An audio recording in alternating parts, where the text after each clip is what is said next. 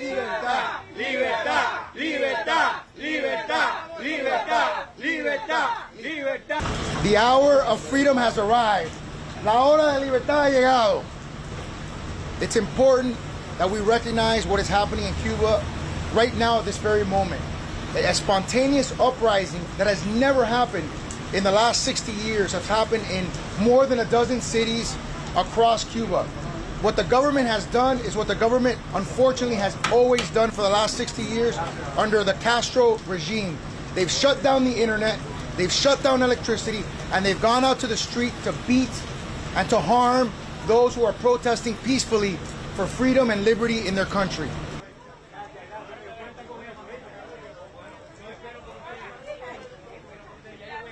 The United States and the international community must do something now. They need to come together, similarly to how they came together to condemn the acts in Venezuela. The government of Cuba is an illegitimate government, is not a democratic government, and the people of Cuba are starving. They're in need of medicine, they're in need of international help, and frankly, unless the Cuban military or the Cuban police turns on the Cuban government, the Cuban people will continue to be repressed without any hope of freedom in the future. This morning I received a statement from the White House, from the president, and that's important because we need to hear the president directly on this issue. But we also need intervention from the federal government of some form or fashion, whether it's food, medicine, or militarily. We need them to coalesce the international community together.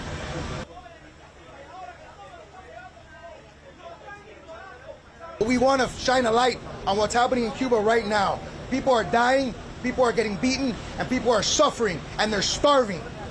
And this has been happening for far too long, with the international community ignoring what's happening in Cuba.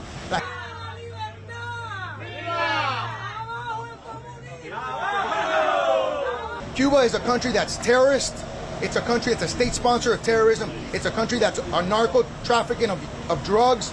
And it's a country that has exported communism throughout the world, not just in this region, throughout the world, through Africa, Afghanistan, Nicaragua, Venezuela, and so many other places. It is the head of the poisonous snake. And that has to end, not just for the freedom of the Cuban people, but for the freedom of this hemisphere and for the national security of our country.